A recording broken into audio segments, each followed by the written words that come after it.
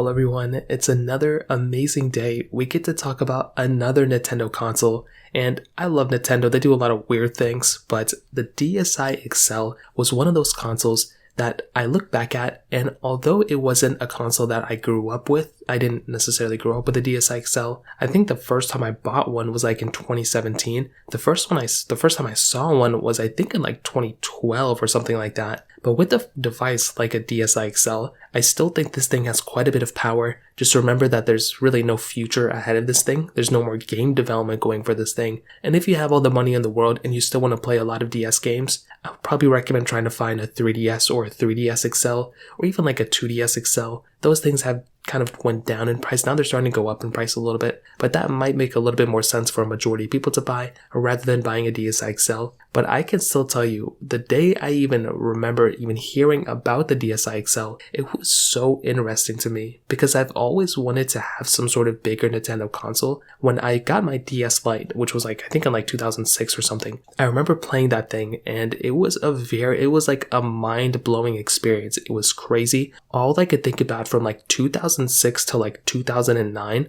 was that DS Lite. Playing as many games as I could, cheating on so many games at that moment too, like as many things as I could. That was my lifetime. And I remember as I started aging up and getting bigger, I was like, it would be nice if there was like a bigger screen here. I know the PSP had bigger screens at that moment too, so it would be kind of nice to have a bigger experience. And I was really happy when they did start making something like a DSi XL because this was the console that I think kind of fixed some things with the DSi at the time, but also my main issue honestly with the DSi XL were the displays. They just didn't really look that good. That's why I kind of recommend people to buy a 3DS XL or a 2DS XL because those displays are substantially better. Now, a little bit of a history lesson. The DSi XL actually came out in 2010. In most areas, it came out in 2009 in some areas too. So from 2009 to 2010, apparently to 2011 too, which is insane. The lifespan of this specific console went from 2009 and it got discontinued in 2014. Mostly because the 3DS was already out during that moment, so there wasn't really a big point of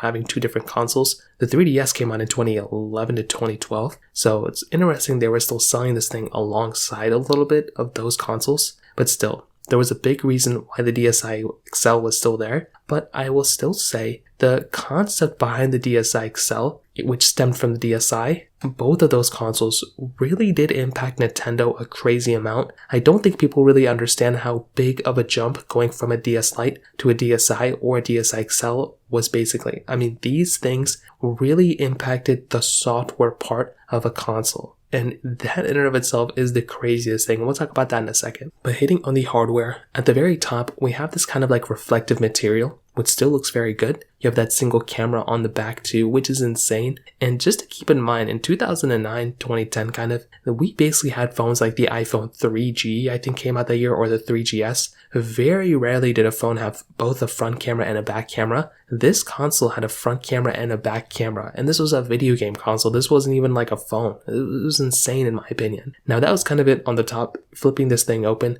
we had our massive displays. Now these were 4.2-inch displays that we had on them, and two things. One, I liked how they were bigger. I like having bigger displays. Those types of things kind of fit nicely with these types of consoles. So that was kind of a cool thing. Unfortunately, the resolution of these displays was very, very bad. I think they were literally the same resolution as the DSi, so that kind of caused some issues in my opinion. They were very pixelated, they were very grainy. I was not a fan of that at all, but I like the bigger size. So you can't really get everything all at once, but that was kind of one thing that kind of stood out to me when I actually had it, when I was playing with it every single day. Now, like I said, you have that camera at the very front, you have your D-pad, you have your standard buttons, then you have your power button on the bottom left as well, and that was it. And the big thing going for this console was its size. It didn't really have anything special that the standard DSi already didn't have, so things like the SD card was already there on the previous console, basically everything else. I mean, this console basically was stemming from the DSi XL, but the biggest thing that I want to hit on once more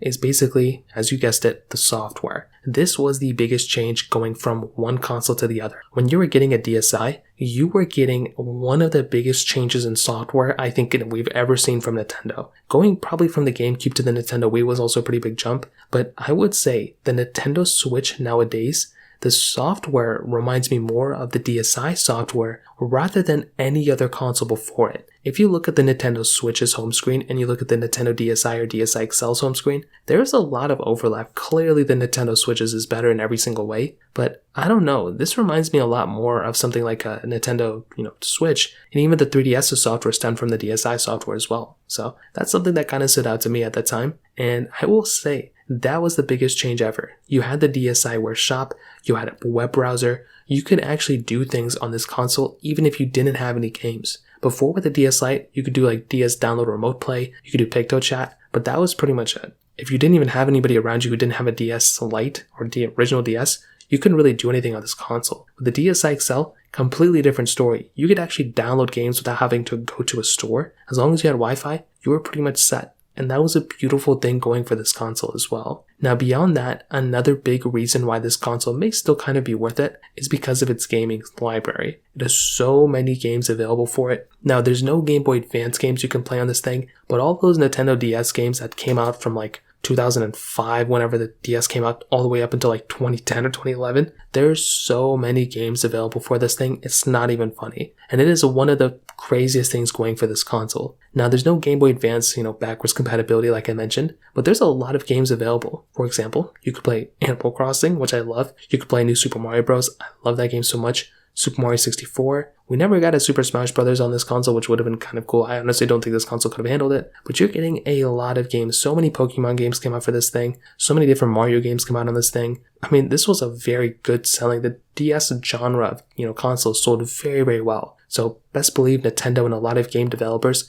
made a ton of games for this console as well, which was amazing. Now, one other last thing I kind of want to throw in here, there was a specific model of the DSi XL, which was that, I think, like 25th Super Mario Anniversary Edition. And that was the console that when I look back, it's probably one of my favorite designed consoles that Nintendo made for a special edition console. I'm trying to think what other ones they made. I honestly can't even remember. I think they did one with the Wii. I think they may have done one for Luigi, something like that. But with Mario for the Super Mario 25th Anniversary Edition, that black and red model looked beautiful. And I was trying to get one, but I couldn't get one for a good price, so I didn't want to overspend on it. But looking back, I kind of wish I did kind of get that console because the coloring and just the design of that console was beautiful. If any of you own that Super Mario 25th Anniversary Edition, I'd love to hear your experience with it and whether it was actually worth buying for that coloring. Maybe the coloring gets a little old staring at red all day, but I definitely like that design of the console too. So to kind of sum it up, I like the DSi XL. I like that it maintained a lot of what the DSi already had.